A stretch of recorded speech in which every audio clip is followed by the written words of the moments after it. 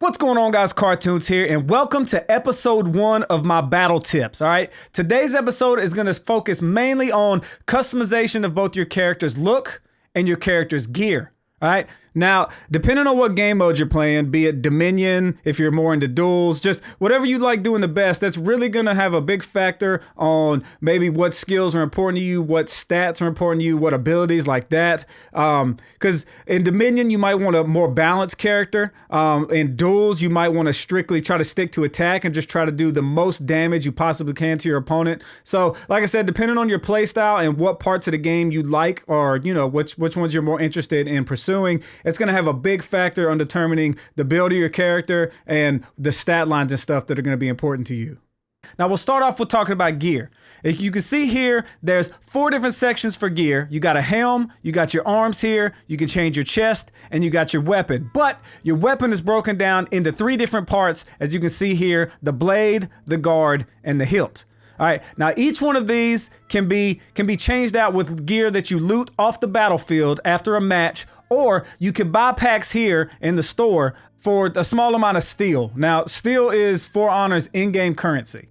All right, so depending on the rank of the class you're currently playing, the drops can vary from standard gray items to rare blue items, and then ultimately you're gonna find epic purple items, all of which are gonna have, you know, better stat lines and just more numbers on your stats. All right, and speaking of stats, let's look at some items right quick. Look at helm. You see the stats down here. The different types of helms are going to change your stats in different ways. You're going to gain some here, but you're going to lose some there. So depending on your play style and depending on maybe how you want to build the certain class you're playing, you can tweak everything to give yourself more block damage, to make you sprint faster, to make you revive your teammates faster if you want to kind of be a pseudo healer, right, and run around and just res people.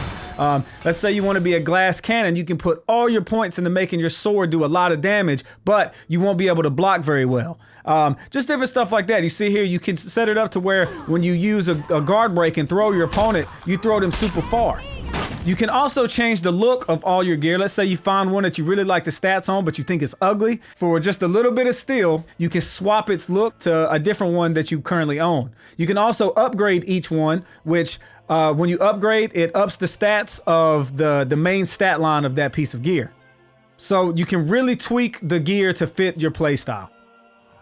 Next up, we got appearance, which this is why I need to tell you guys about this, because I don't want you guys all running around looking the same on the battlefield. I need to be able to tell you guys apart.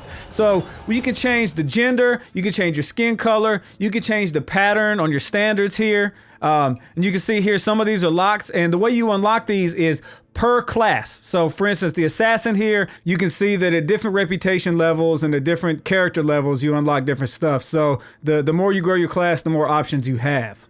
The ornaments for the head right here, which is some of my favorite stuff. There's going to be a lot more in the final version of the game, but as far as changing your character's looks, I don't think there's anything better than gluing something to the top of your head.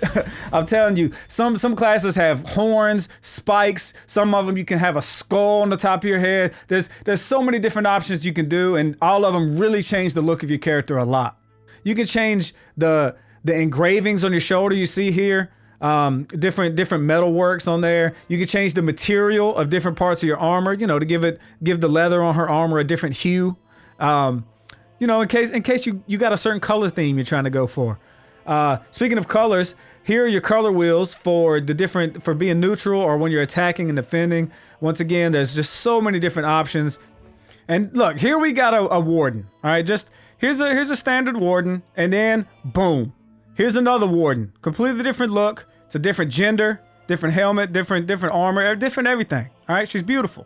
Here we got a conqueror, just your basic standard conqueror, and then with some customization, boom, look at him. All right, he turns into a spiked beast. This is like a snapping turtle. he's a monster. All right, then we got the assassin. You know, we got her looking all sleek, and then boom, just like that. Now she's a beautiful pink death ballerina. All right, now look, you can also customize your feats. If you look here, Bounty Hunter, she gains health when she kills a hero. So, you know, if you want to try to 1v1 a lot of heroes, you should go with that. You got Stealth, so if you want to be silent, no one can see you on the radar or the HUD. Or Conqueror, you capture and upgrade control points faster, so if you want to play the objective, you can select that. And, you know, you can tweak these to fulfill their role. All right, like here, her passive, gain moderate damage reduction. So if you find yourself dying a lot, or you really want to turtle up and hold a point, you can choose that one, and boom, there you go. You've changed the way the character plays.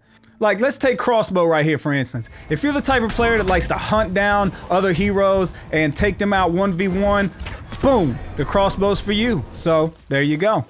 You can also unlock new executions. So let's say you're tired of stabbing people in the chest in the same way over and over and over. You can buy yourself something new, the Sunday roast, and boom, now you can kill people in new and exciting ways.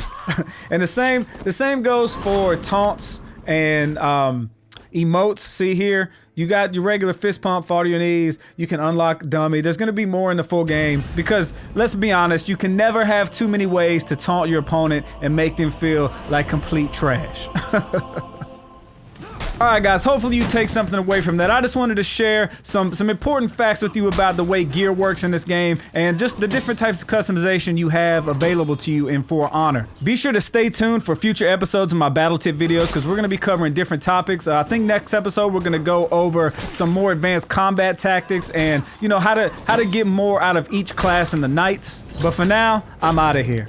I love you guys. Thanks for everything, and I'll catch you in the next episode. Later.